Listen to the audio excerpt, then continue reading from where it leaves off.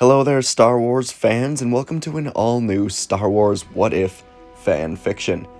Today, I put out a poll on the YouTube, and this was the winning option for what you people wanted to see.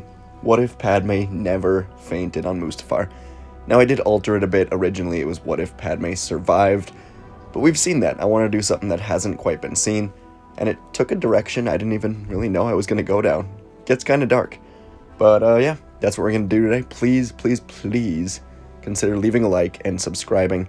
It helps a ton, so thank you. I love making these videos. I love running this channel. It's been a blast so far. So yeah, any bit of support helps. Much appreciated. Let's get into today's video. Obi-Wan began to step down from the ramp on Padme's ship. Padme had been arguing with Anakin, and she swirled to see what Anakin was now looking at behind her.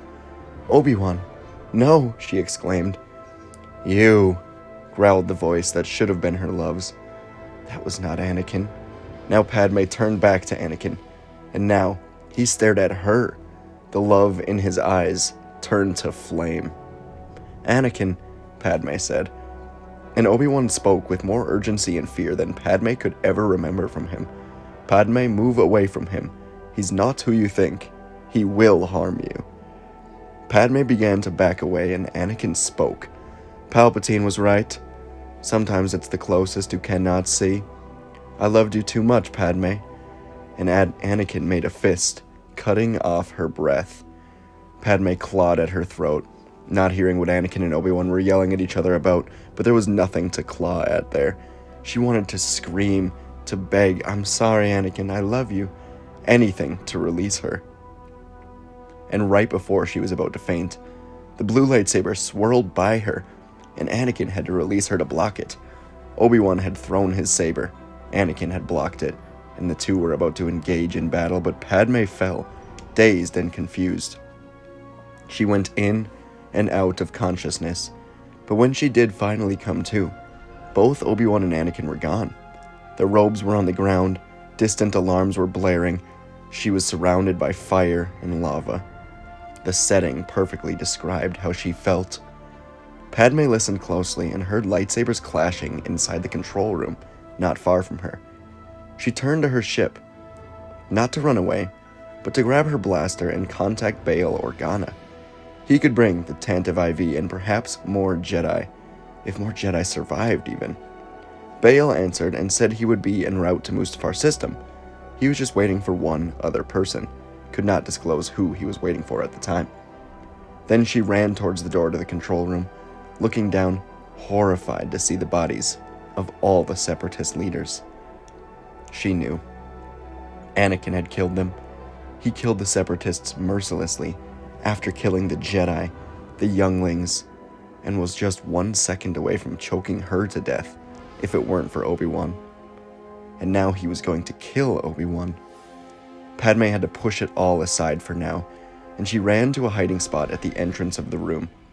There they were, Anakin and Obi-Wan, the Jedi she'd trusted and loved more than any other, the Jedi that were the two heroes of the Clone Wars.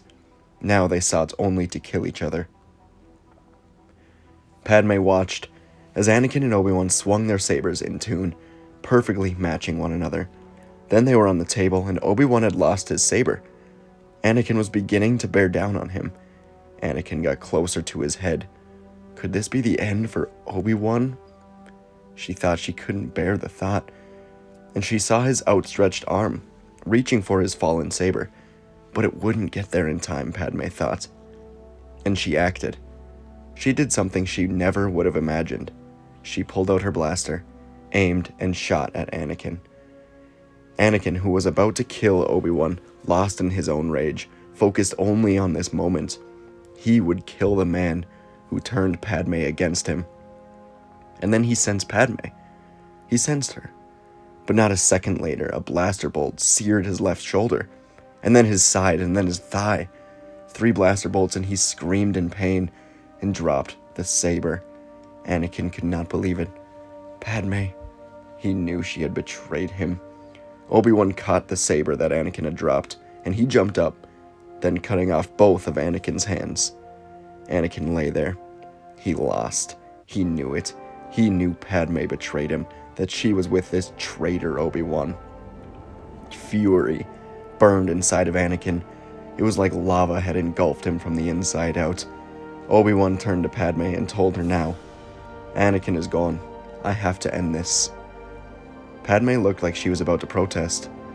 But then, she looked at Anakin, looked at all the murdered bodies, thought of all the Jedi, the children, and simply nodded at Obi-Wan.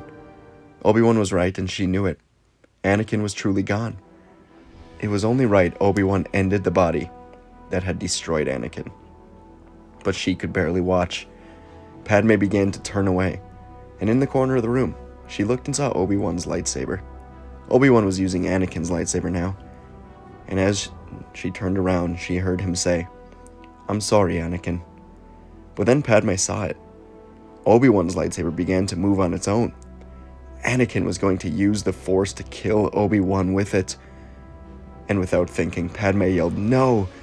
She shouted as the lightsaber began to move quicker towards Obi-Wan's back. Padme turned, and in one motion, shot Anakin again, killing him. The saber fell to the ground now, and so did Padme. "That wasn't Anakin. That wasn't Anakin," she kept muttering to herself, but her mind slowly replayed the scenario. She'd screamed and aimed at him, and right before pulling the trigger, she saw Anakin. Not the monster that had consumed him, but Anakin. A glimpse of him, perhaps trying to escape. No hands, controlling the saber with only his mind, focused on ending Obi-Wan. But Anakin was still in there, trying to escape, and she had killed him. And now Obi-Wan began to carry Padme back to her ship. He couldn't really believe what had just happened, but as Anakin had been killed, the lightsaber he was controlling had fallen, and Padme had fallen with it, fainting, largely from shock. He kept reminding himself Anakin was gone from the start. He wasn't sure if he truly believed it, but he had to right now. It was perhaps the only thing keeping him from falling apart. He had to do what he'd always done with attachment. Let it go. And as he reached the door to the exit of the room, he saw the ship, pretty far away, but it was over on the other side. But as Obi-Wan began to approach the ship, he felt something. The darkness that had faded when Anakin died began to reappear. But this was different. It was pure evil, pure power. It was the dark side.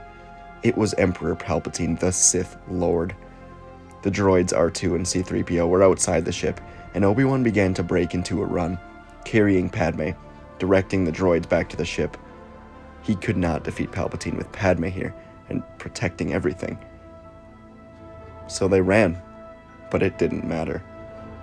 Aboard his ship, Palpatine stood looking down as he saw Obi-Wan and Padme, and no Anakin. He couldn't sense Anakin either. He was gone.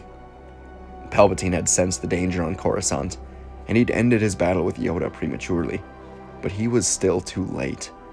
This was no longer a rescue mission. It was a mission to get revenge and end the Jedi for Lord Vader. "Destroy their ship," Palpatine said to the clones on board, and the clones obeyed without question.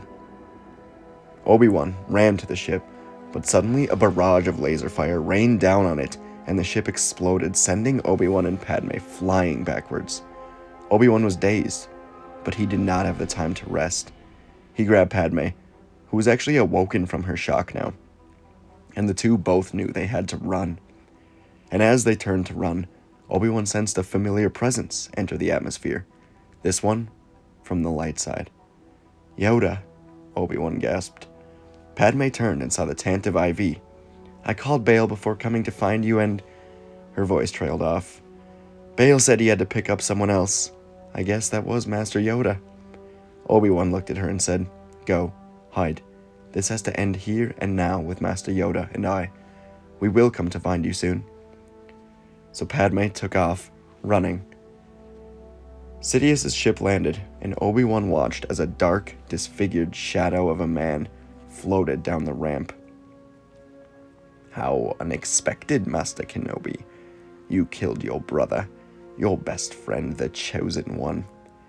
You failed him, Kenobi. You failed Anakin. You failed Qui-Gon. You failed the Republic." Obi-Wan stared at him, and he ignited both his and Anakin's lightsaber.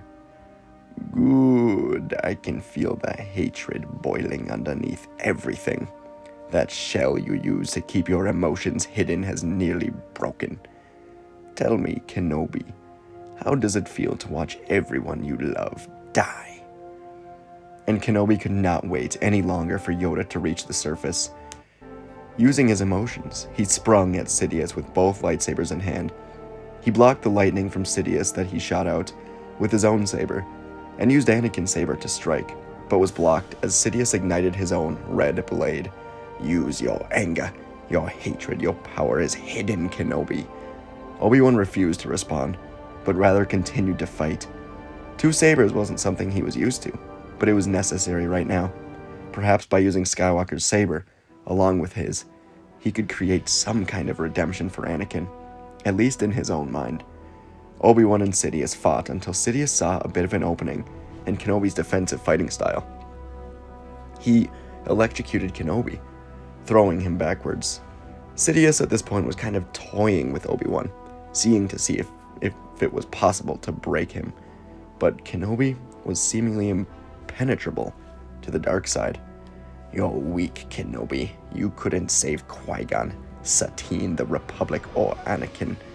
Now I will toss you aside and kill Padme with that child inside of her." "I don't think so," said Obi-Wan, and Sidious heard a green lightsaber ignite behind him. Yoda had floated down from his ship and arrived to join the battle. "Yoda, you just never know when you're beaten. No matter." Yoda was determined to win. He stared down Sidious and knew the chances of victory were much higher now. With Obi-Wan by his side, he could sense Anakin, Darth Vader, was gone, that Obi-Wan had won, and now it was time for them to win this battle as well. And as the battle commenced, Darth Sidious would unleash his full power, wielding his crimson lightsaber blade with unbelievable precision. He'd move with fluidity, his robes billowing around him as he launches a barrage of force lightning towards Yoda and Obi-Wan. But Yoda, focused now with his exceptional agility, was able to deflect it as Obi-Wan, using his defensive Sorosu form, would hold his blue lightsaber in a guarded stance, deflecting the lightning with extreme determination. Yoda and Obi-Wan worked together well. They had opposite skills that contrasted each other's very well. Yoda was renowned for his acrobatics and agility, leaping and flipping around the landing platform, closing in now on Darth Sidious with blinding speed. He launched powerful strikes with his lightsaber, trying to find a weakness, while Obi-Wan focused on defense to deflect and counter Darth Sidious's attacks, creating an impenetrable shield of lightsaber maneuvers. Darth Sidious would counter Yoda's acrobatics with his own mastery of the Force in all 7 lightsaber forms. He'd mastered all 7 simply to toy with the Jedi. But now, fighting 2 Jedi Masters with opposite forms was tough to go against. But he started using the environment to his advantage. Sidious began to hurl debris and wreckage of the exploded ship towards Yoda, forcing him to dodge through all the chaos. He would unleash waves of dark side energy, dark side force, attempting to overwhelm Obi-Wan's defenses, but it seems to fall and fail again and again. Obi-Wan, his defensive form, his focus at this point, was impenetrable. The battle again became a display of lightsabers, with blades clashing in a blur of 3 colors, accompanied by the hum of lightsabers and the crackle of Palpatine's own laughter. He may not win this battle, but he had driven the Jedi to wanting to kill him mercilessly. Yoda and Obi-Wan began to truly coordinate their movements, anticipating each other's actions and covering up their weaknesses. Yoda now managed to close the distance between the two of them. Him and Darth Sidious now engaged in a hallway duel as they go towards the control room. The two going at it acrobatically. Yoda, quick but not quick enough to defeat Sidious right here and right now, their blades bouncing off of each other, while Obi-Wan followed closely behind. He was watching Yoda and Sidious fight, looking for an opening. And finally, when they entered the room, Kenobi decided it was time to be aggressive, time to end the Sith. As Yoda fought, Obi-Wan threw both sabers at Sidious in twirling fashion. Sidious blocked one, but Anakin's saber struck him on the shoulder, and he stumbled backward. Yoda now force-pulled him into the air, and Kenobi leapt up, pulling in Anakin's saber back to him, and it went straight through Sidious's chest, landing in Kenobi's hand, and he plunged it directly into the heart of Darth Sidious. Kenobi stared into his yellow, dying eyes, the man who'd caused all the pain. He created Maul, Dooku, the war, corrupted Anakin. No longer would he cause any of this. The eyes faded from darkness to death. Obi-Wan and Yoda had destroyed the Sith, as they'd discussed on Coruscant. "So this is what victory feels like," Obi-Wan said. Bigger than us, this battle was. Save our lives we did, yes, but save the galaxy from the oppression of the Sith. More important, it was." Obi-Wan and Yoda walked out of the room, and Obi-Wan sensed Padme hiding with the droids in another room, distant from the control room. Obi-Wan didn't blame her for wanting to be nowhere near Anakin, especially after what she had to do. They all boarded the Tantive IV, where Bail had landed among the wreckage of Padme's ship. Yoda and Obi-Wan would return to a broken temple and call any scattered Jedi back now. Whether they would stay on Coruscant was a debate for a new council, but the Sith, as far as they knew, were gone. Padme was beyond saddened by Anakin's fall and his death, but she survived childbirth and would make an excellent mother to the twins as their life would go on. They would be trained, but at her own will, and she would be able to see them. They would keep their attachments, as the Jedi Obi-Wan and Yoda understood what could happen if they forebode this. So, that's the end. What do you think, everybody? That's where I'm ending it today. Probably not a part 2 on this one. I think it's a fine ending. I think me having Padme do it and destroying Anakin, pretty dark, pretty emotional scene there. Let me know what you thought of it. Anakin was focusing all his rage, all of his everything onto Obi-Wan. Padme was able to get a few shots in, and yeah, Anakin was focused solely on pretty much killing Obi-Wan, focused all in on himself, giving her that opening. What do you think? Let me know. Please do leave a like, subscribe, leave a comment. And yeah, it's fun as always. I very much enjoy doing this. So, I'll see you in the next video.